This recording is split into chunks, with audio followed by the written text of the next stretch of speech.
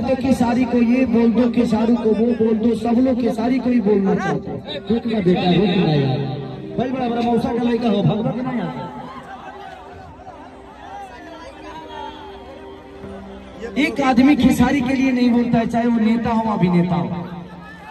सिर्फ आप हैं इसीलिए मैं जिंदा होने को मर गया होता। लोग कहते हैं कि खेसारी जातिवाद करता है। मुन्ना सिंह मुखिया है, वो जाति से राजपूत है, लेकिन मैं उनका छोटा भाई हूं। वो आदमी से 15 साल का रिश्ता है मेरा, इस आदमी से 15 साल का रिश्ता है मेरा।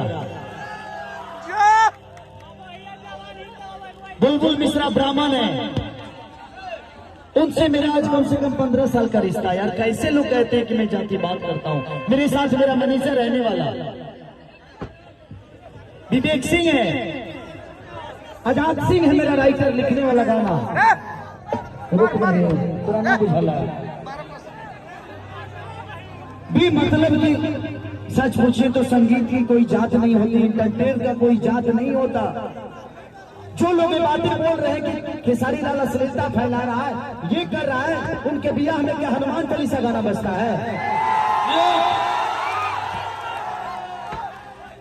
सिर्फ फेसबुक पे किसी का सपोर्ट करने के लिए नहीं, अश्लीलता नहीं होना चाहिए। काल से गाना कौन सी घेवड़ा बजेगा लोग, हनुमान चालीसा बपिया हुई जगह पे सबका। मैं सबको ये बोल रहा हूं कि इंटरटेन की कोई जात नहीं होती, इंटरटेन का कोई सीमा नहीं होता। सिर्फ जातिवाद में बांट के सबको लोग भड़का इसलिए रहे कि उनको 2 रुपया कमाने को मिल जाए। यार आप लोग समझने की कोशिश करो।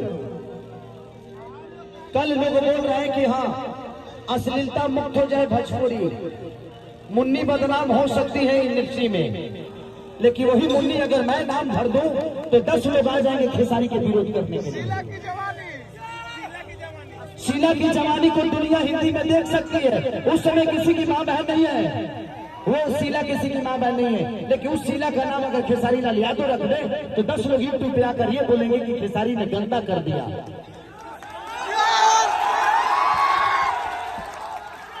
बात यहाँ नहीं है, बात यह है कि खेसारी लाल यादव एक गरीब का बेटा